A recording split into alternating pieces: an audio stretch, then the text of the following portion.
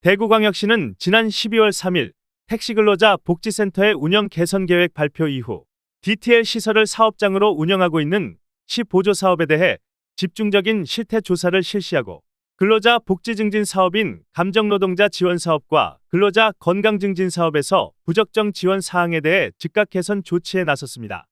먼저 감정노동자 지원 사업은 감정노동자의 교육, 심리상담 등을 위해 2021년 8월부터 한국노총 대구지역본부가 DTL 2층 일부를 임차하여 운영해 오고 있습니다.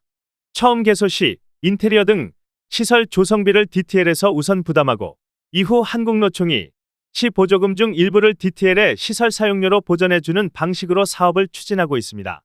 사업 점검 결과 당초 DTL이 우선 부담한 시설 조성비가 초과했음에도 한국노총은 DTL의 계속 시설 사용료로 지급한 사실이 발견됐습니다. 다음으로 근로자 건강증진 사업은 2019년에 DTL 내 건강증진센터를 활용하여 근로자를 위한 건강증진 프로그램을 지원하는 사업으로 한국노총은 DTL의 운동시설 및 장비 사용료로 시 보조금 일부를 지원하고 있었습니다. 그런데 그 운동시설 및 장비는 DTL의 소유가 아니라 2018년 대구시가 택시 근로자를 위해 구입하여 DTL에 제공한 시 행정재산이었습니다.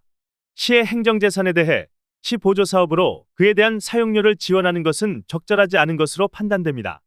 대구시는 이러한 문제에 대해 다음과 같이 개선하기로 했습니다. 첫째, 감정노동자 지원 사업에 대해서는 시설 사용료 지원을 즉시 중단하고 기과다 지급된 시설 사용료에 대해서는 정밀 분석하여 초과분은 반납 조치할 계획입니다.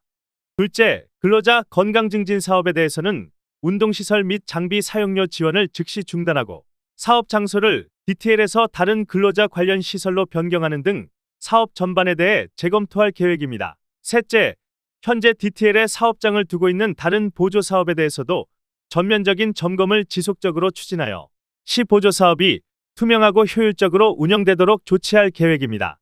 박기환 대구광역시 경제국장은 앞으로 근로자의 복지 증진을 위한 사업이 투명하고 적정하게 집행 및 운영되도록 관련 사업에 대한 관리 감독을 철저히 할 계획이라고 말했습니다. 운동시설 및 장비 사용료로 시 보조금 일부를 지원하고 있었습니다.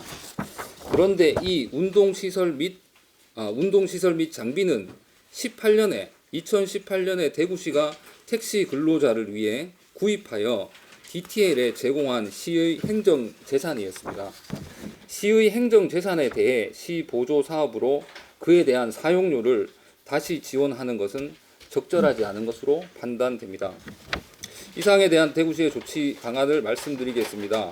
첫째, 감정노동자 지원 사업에 대해서는 시설 사용료 지원을 즉시 중단하겠습니다.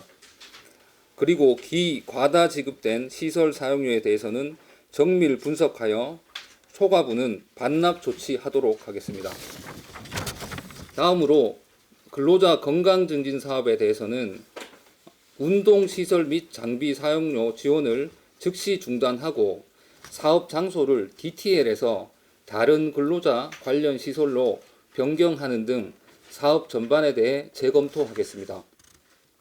마지막으로 현재 DTL에 사업장을 두고 있는 다른 보조 사업에 대해서도 전면적인 점검을 지속적으로 추진하여 시 보조 사업이 투명하고 효율적으로 운영되도록 조치하겠습니다.